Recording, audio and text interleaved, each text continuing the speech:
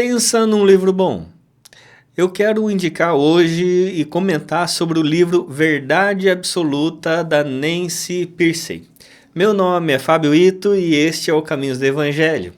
É muito interessante quando a gente se depara com teólogas, com filósofas. Normalmente, teologia e filosofia são ambientes masculinos. Você só vê homens escrevendo sobre teologia e filosofia. Mas é muito legal quando a gente se depara com algumas mulheres com reflexões tão importantes como nesse livro.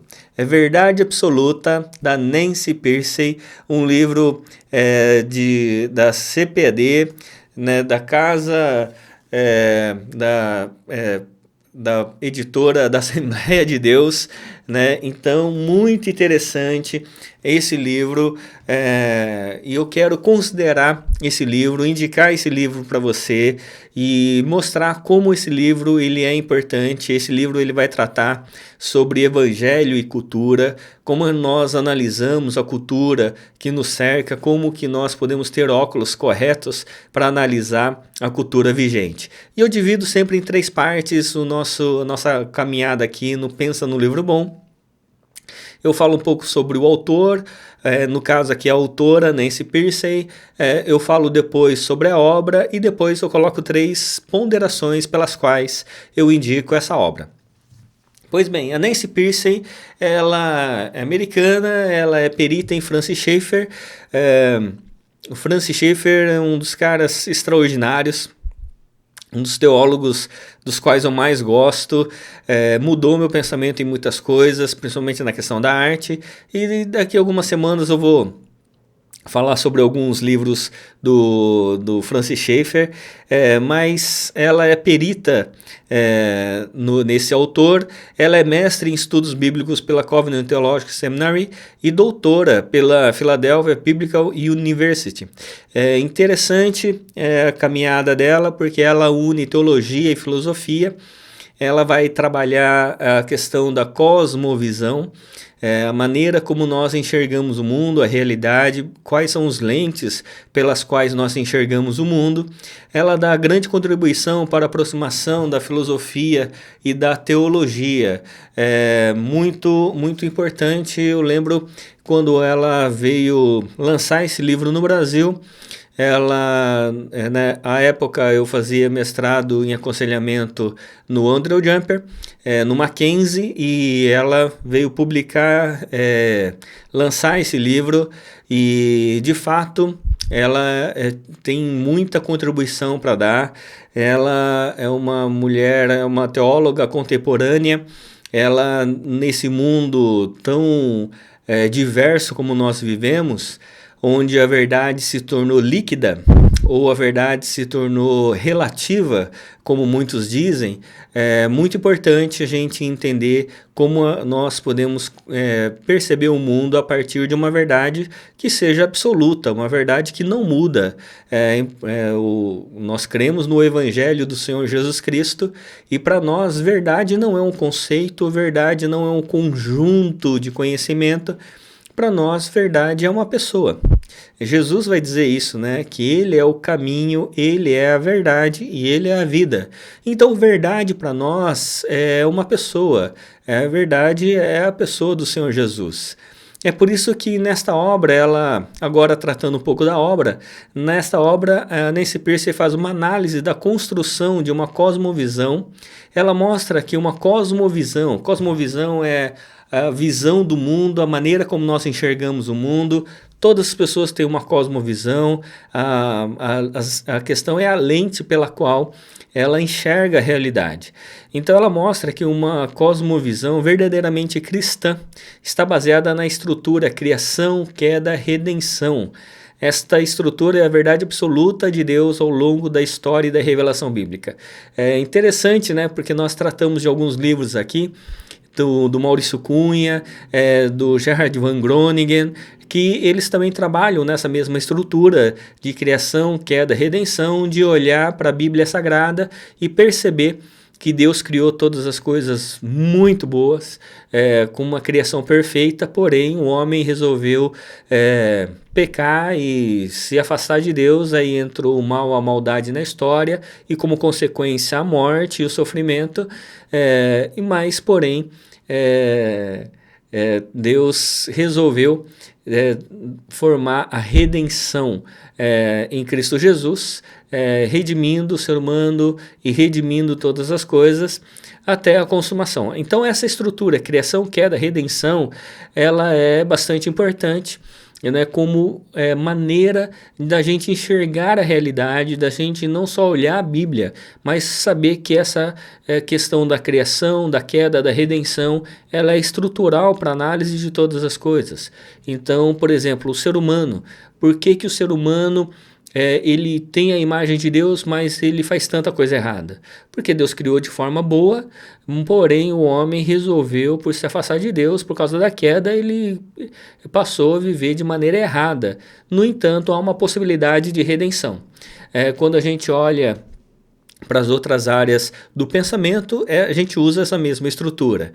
Então, na primeira parte do livro, ela trata dessa estrutura chamada de estrutura cosmonômica, e como ela foi deturpada e com aproximação à filosofia grega, que tinha uma estrutura de 2 andares. Aqui ela trata uma questão comparando a cosmovisão cristã com a cosmovisão grega, principalmente, da filosofia grega, que é muito presente nos nossos dias. Nós precisamos entender que nós somos uma sociedade ocidental, e por isso o pensamento dominante nessa sociedade é o greco-romano, de um pensamento platônico, muitas vezes, de 2 andares, de que há o mundo da natureza e o mundo da graça, ou o mundo do sacro e o mundo do profano. Então esse mundo dualista, então todo esse mundo de 2 andares ou de 2 esferas é um mundo que formado por esse pensamento grego-romano. Então, quando a gente fala assim, nós somos da igreja, mas os outros são do mundo, esse dualismo, ele tem muito a ver com o pensamento grego-romano e não com o pensamento judaico-cristão, que é o pensamento bíblico. É por isso que é importante a gente analisar livros como Verdade Absoluta, porque ela desvanece alguns conceitos que nós vamos falando ao longo do tempo, e que às vezes a gente acha que tem a ver com a Bíblia, e não tem nada a ver com a Bíblia, tem a ver com o pensamento da época e o pensamento filosófico, a cosmovisão dominante de uma determinada época. Por isso que é importante a gente entender essa questão, e ela trata isso aqui com brilhantismo. Na segunda parte do livro, ela trata da cosmovisão e sua aplicação à ciência. Teve uma época na igreja que muitas pessoas diziam que ciência não era compatível com o evangelho, e à medida que a gente vai estudando, a gente percebe que o autor da ciência, das ciências naturais, da criação, é o mesmo autor da revelação bíblica. Então, quanto mais a pessoa investiga cientificamente, ela vai chegar às mesmas conclusões da revelação bíblica, se crermos que o autor da criação e o autor da Bíblia é a mesma pessoa. Então, para nós, a gente não tem nenhuma crise com a investigação científica, ao contrário, a gente entende que isso é um mandato cultural, o mandato que Deus nos deu para desenvolver a criação, desenvolver o pensamento. E o que ela vai tratar aqui é como que essa cosmovisão cristã ela é aplicada à ciência, e como o darwinismo foi usado como uma tentativa de aplacar a estrutura básica da cosmovisão cristã, que é a criação. Dentro dessa perspectiva, Nancy vai defender que por trás da ciência há uma confissão filosófica. Qual é essa confissão filosófica? Muito interessante. E é uma questão quase de fé, né? Nesse ponto, a ciência é dirigida pela cosmovisão predominante. Eu não vou falar qual é a cosmovisão aqui para que você leia o livro, né? Mas é extremamente importante essa colocação da Nancy Pearcey, porque ela vai dizer que muitos cientistas eles têm uma base de fé. O problema é que a fé deles não está em Cristo, a fé é em outras coisas. Mas é interessante essa ponderação, essa colocação que ela faz, porque ela coloca que nenhum pensamento é isento de pressupostos, nenhum pensamento é isento de uma base de fé.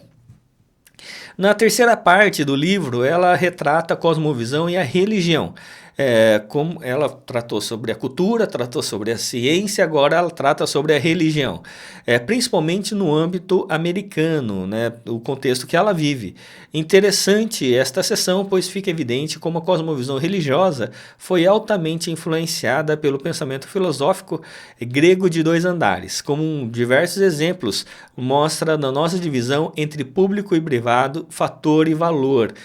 Aqui é interessante, né, porque uma das coisas que mais foi afetada dentro dessa perspectiva na religião é a questão, né, de sacro e profano, né? Eu lembro que na época que eu me converti, era proibido escutar música do mundo, né? Que tinha música do mundo e a música de Cristo. Tinha literatura do mundo e literatura de Cristo. Então, sempre essa divisão entre sacro e o que era profano. Hoje nós temos outro pensamento, né? De que não há música do mundo e a música da igreja, a música boa e a música ruim. Tem músicas adequadas para um determinado momento e adequadas para outro momento, mas a música boa e ruim, a música boa dentro da igreja e a música ruim dentro da igreja também. Tem músicas que só a graça de Jesus mesmo, né? Tem músicas ruins fora da igreja, mas tem música muito boa. Tem a graça comum de Deus, ela vai inundando o coração das pessoas e mesmo que sem as pessoas perceberem, elas estão falando sobre coisas extraordinárias de forma artística e todo dom, como diz Calvino, todo conhecimento é conhecimento de Deus. Ninguém faz algo ou desenvolve uma arte sem que Deus não lhes dê graça. Por isso que a gente entende que a questão da graça de Deus, ela tem a graça comum que capacita as pessoas para a atividade comum da vida, mas a graça especial é a salvífica. Então, a pessoa pode não ser salva porque ainda não foi afetada pela graça salvífica, mas ela tem a graça comum, por isso que ela consegue, mesmo não crendo, ser ótimos artistas, ótimos médicos, ótimos filósofos, ótimos cientistas, à medida que essa pessoa ela tem a graça de Deus. E na última parte do livro, aplica a cosmovisão cristã à vida cotidiana com a pergunta e a resposta. E agora? Vivendo intensamente como que nós vivemos. Esse foi o primeiro livro que eu li da autora e eu fiquei maravilhado com sua clareza e profundidade. Fez-me lembrar das leituras das obras do Francis Schaeffer, que mostra como nossos pressupostos influenciam todas as áreas do saber. Essa obra é uma importante ferramenta para detectar quais são os pressupostos básicos para a prática cristã em todas as áreas da vida. Então, é muito bom. Esse livro eu recomendo fortemente. Pensa num livro bom. A Verdade Absoluta. Esse livro seria muito legal que todos os jovens, pessoas envolvidas com cultura, com arte, pudessem ler esse livro. 3 pontos porque eu recomendo a leitura desta obra. Bom, primeiro, essa obra demonstra que nenhum pensamento é isento. Toda forma de pensamento tem pressupostos que, quando destituídos dos princípios bíblicos, são danosos, mesmo que esse pensamento seja lógico e atrativo. Então, há muitos pensamentos que parecem legais, mas quando você vai olhar para os pressupostos, você vai olhar a maneira como foi desenvolvido o pensamento, quais são os fundamentos desse pensamento, você vai ver que construir casa sobre areia que uma hora desaba. Então, a Nancy Pearcey ela vai nos ajudar a detectar esses pressupostos, a detectar essas diferenças de cosmovisão. Então é bastante importante para a nossa análise de realidade, análise de pensamento. Esse livro é absolutamente atual e necessário para as reflexões da contemporaneidade. Esse livro é muito importante ser lido juntamente com Medo Líquido, do Zygmunt Bauman, ou Amor Líquido também. Né? O Zygmunt Bauman é um dos filósofos mais influentes da nossa época, sem dúvida. Né? Eu vou ainda falar sobre um dos livros dele, mas em especial esse livro, Medo Líquido, ele é bastante interessante.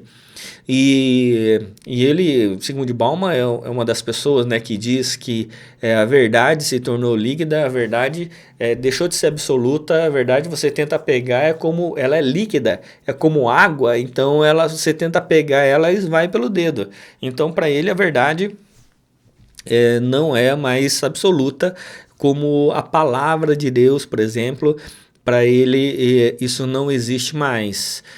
E ele vai, de forma brilhante, o Zygmunt Bauman, trabalhando as consequências dessa liquidez, essa relativização do pensamento, essa relativização das relações, como que essa questão líquida tem afetado a estrutura da sociedade, a estrutura do pensamento, a estrutura dos relacionamentos, inclusive a estrutura com relação ao trabalho, ao ganho.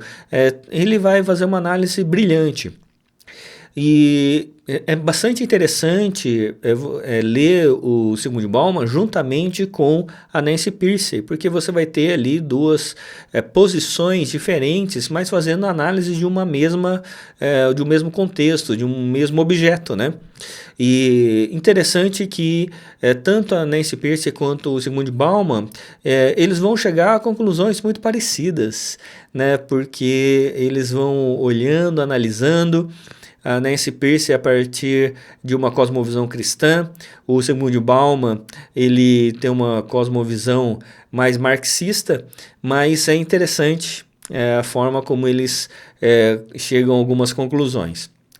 E esse livro, por fim, o terceiro ponto, né, porque eu recomendo essa obra, é que esse livro demonstra que o pensamento bíblico e teológico é aplicável e básico em todas as áreas de construção de pensamento. Ela demonstra a ideia de público-privado, sagrado e profano, desmonta, né? Então, é interessante que o pensamento bíblico, ser cristão tem que ser inteligente.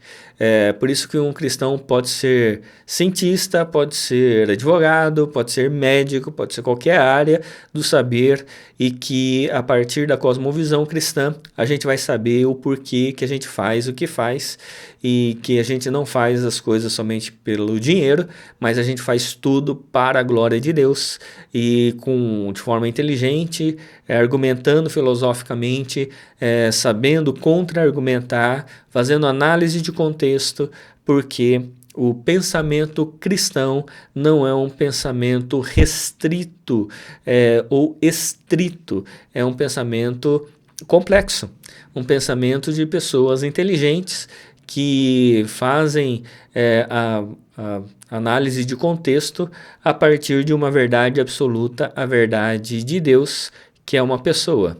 O Senhor Jesus diz que Ele é o caminho e Ele é a verdade, por isso Ele é a vida. Então, por isso que eu recomendo esse livro para a sua leitura, para que você possa mergulhar nesse livro e saber que a verdade de Deus, ela continua absoluta em todo o tempo, em todas as épocas, e o mundo passará, mas a palavra do Senhor não passará. Por isso, minha oração por mim e por você é que possamos crer no Evangelho, que é o poder de Deus para a salvação de todo aquele que crê.